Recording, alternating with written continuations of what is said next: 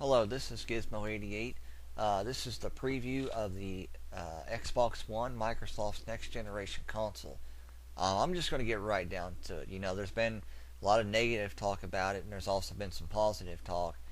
I do believe this announcement has been mostly negative due to the simple fact that Microsoft basically just announced a voice commanded remote for your TV. I mean, that's the bottom line of it. Um, and I don't know if they're trying to target, if they're trying to get you to watch TV or if they're trying to get you to play games. They didn't seem to talk a whole lot about the games.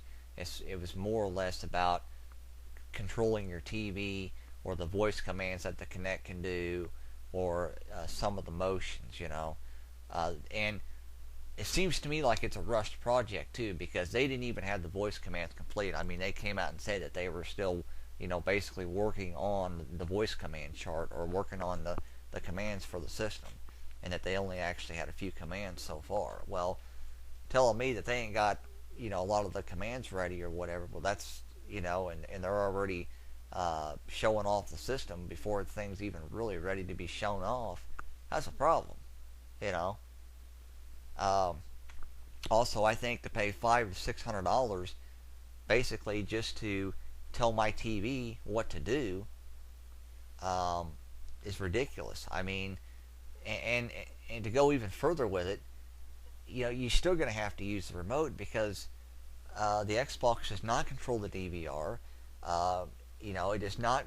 It will not change the settings of your set-top box.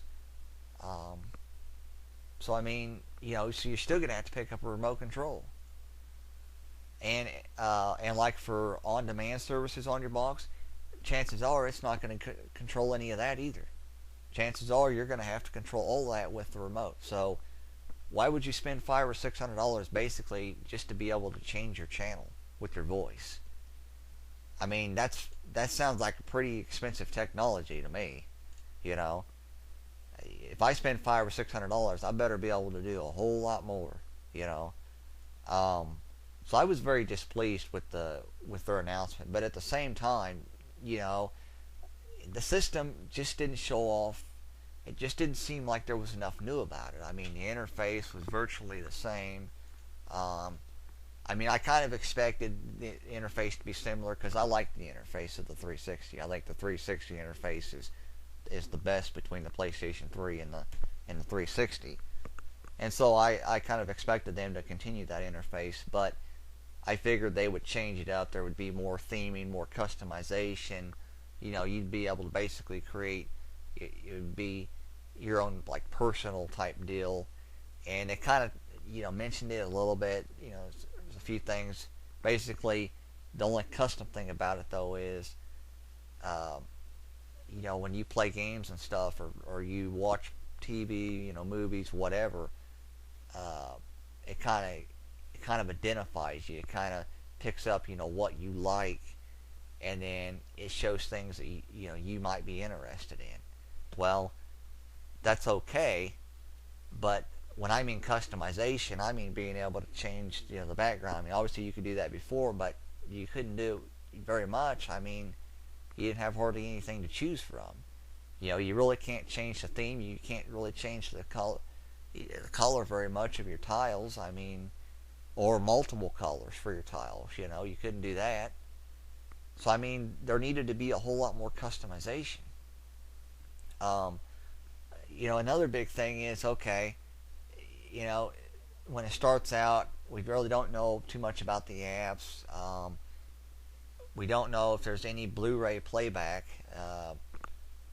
and it just seems with the used game deal, that's one of the biggest bummers. There's no backwards compatibility, which with the 7th generation gaming and the 8th generation gaming, there should be backwards compatibility.